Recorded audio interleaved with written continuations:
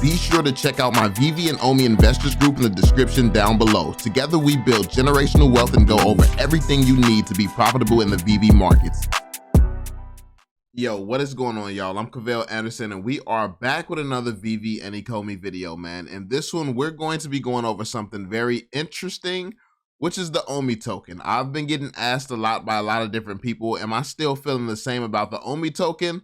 Mainly because of the buybacks. There's uncertainty around buybacks. There's look at the price. I mean, the price of the token isn't looking too hot right now. So just stuff like this, and I actually want to focus on this and talk about this for a little bit today. Mainly because I don't want newer investors to worry every time you see something looking bad, man. I know people bought in at various different places. Maybe it was a lot higher when you bought in and you're upset that you didn't get it when it was lower. Well, guess what? I bought in closer to all-time high, and then I dollar cost average down. If you can't afford the dollar cost average down, oh well. I mean, it's just not your time to take profits. I mean, it's super important to come up with a strategy because that way you're not expecting something unrealistic. This Omi token, the reason I have a 10-year projection on when my price prediction, the reason that I have a 10-year projection is because I knew that there was going to be bumps along the road. It's going to take time, regardless. And keep in mind, when I said it was going to take 10 years to reach my projection, that was in the middle of a bull run. Like, I could have easily just said, oh, things are pumping right now. It's going to go crazy. It's going to go to the moon. But that's just not how things work. There's no utility. There's no exchanges. There's no real reason still for this token to be pumping yet.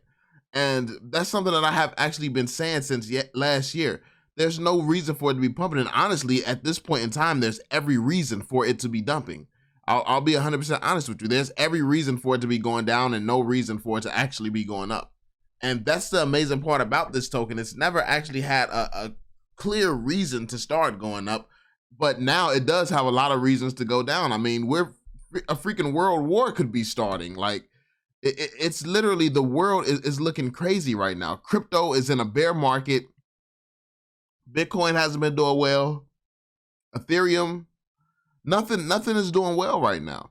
So people think that Omi token is going to be the one token that actually does well right now. When I talk about how the Omi token is bear market proof, I explained this in my last video, but when I talk about how the Omi token is bear market proof, there has to be certain catalysts that makes it that way. A token does not just come bear market proof. There's catalysts and things and reasons behind it that makes it that way. That's why it's never been seen before, never been done, and it's still very speculative if it actually is even bear market proof. But the logic checks out.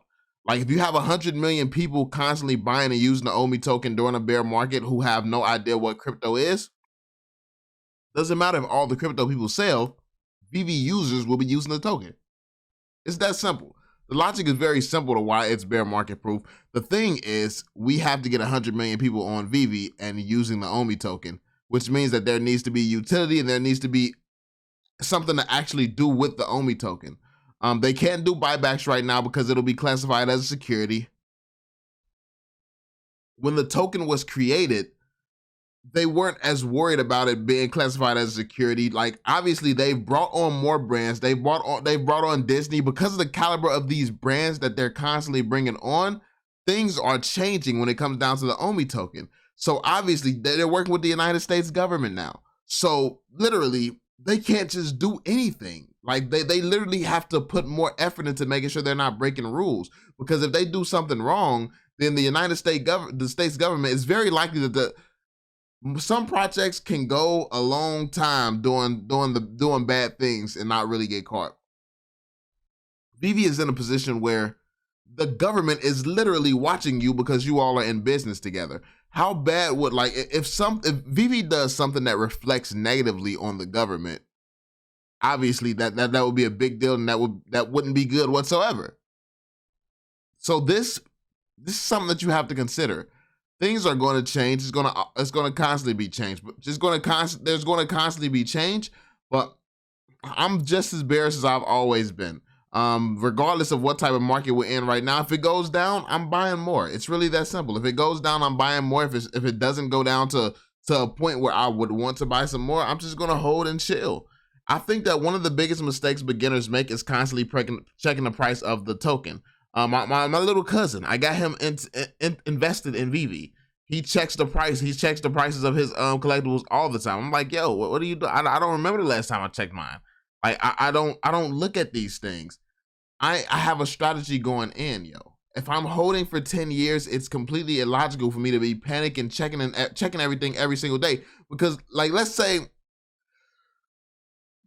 I'm holding an asset that's $1 million tomorrow. I wake up, one of the assets I'm holding is at $1 million tomorrow. I believe this project is going to be much farther in 10 years, which means that if it's at $1 million tomorrow, that means in 10 years, what actually would that be at?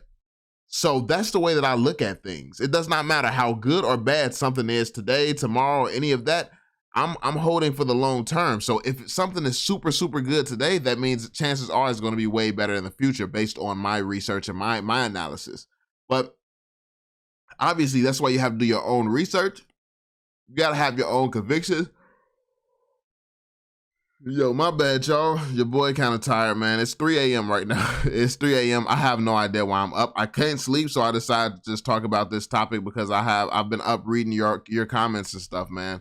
But yeah, your boy kind of tired, man. I've basically just been saying the same thing for almost a year. Anytime things start going downhill, the same foot pops up, the same concerns. Listen, one thing that we can all agree on if you've been here for a while is what you have seen from this company, regardless of if it's on time, is they constantly are just solving problems. There's always a new problem and there's always a new solution from this team. So if you have a team that you know is constantly solving problems, what is anyone actually worried about? Now, if you're a newer investor and you haven't been here to see this team solving problems, maybe you should, your circle, your circle is very, very important, because if you're surrounded by a bunch of other people who have no idea what's going on, what benefit does that do to you or your life or your investment? Because that's just even more people. Excuse me, yo. That's just even more people who have no idea about the investment or no idea about the team. So obviously they can't give you any comfort. But if you have a bunch of bullish people around you and you have a bunch of people who actually understand what's going on, who knows the history of the company, you're going to panic a lot less. Because if you're surrounded by me, you're surrounded by Randy Chavez, you're surrounded by Taps, you're surrounded by a bunch of the OGs that's been here for a while. And when you start panicking, we tell you, yo, this team constantly delivers. We've been here, we've done this, we've been through multiple different waves of FUD. There's nothing to worry about. This is just like every other time. If you have us OGs here reassuring you, I mean, it's a lot easier to stay bullish than if you're just surrounded by a bunch of people doubting, yo, MTL still isn't here yet. Even Recur got MTL already, all this stuff, even though they're and then those type of things that people say, not realizing that, yeah, congrats, they got MTL in one country.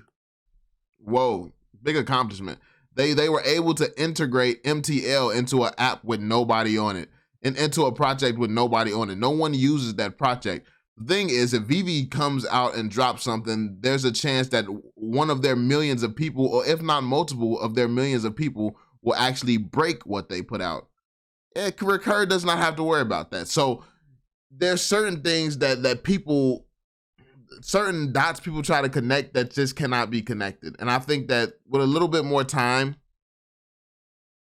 VeVe is going to differentiate itself in a way. Well, they've already have, but I think it's going to be clear. It's going to be very, very clear to those of you who is not already clear to what company is going to win this decade.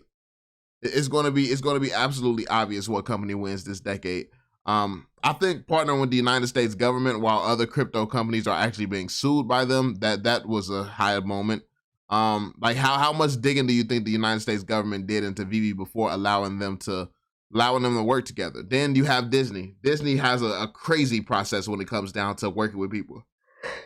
But yeah, your boy getting kind of tired here, man. Well, I'm already very tired. I guess my point is, I'm very, very bullish on the project still. My optimism about this project isn't really going anywhere. It's not going anywhere anytime soon. And I think that people just really need to start looking at things and have a strategy. Have a strategy. I feel like it'll be easier to look at things in a positive light when you have a strategy. If you're planning, make sure it's a strategy that makes sense. Because I know some people will be like, yo, okay, I had a strategy now. I'm planning to cash out next year.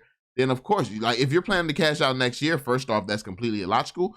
But at the same time, if you're planning to cash out next year, then you would be panicking about everything going on right now. But if you came to the conclusion that planning to cash out next year is the logical decision to make right now, you should probably be doing a little bit more research.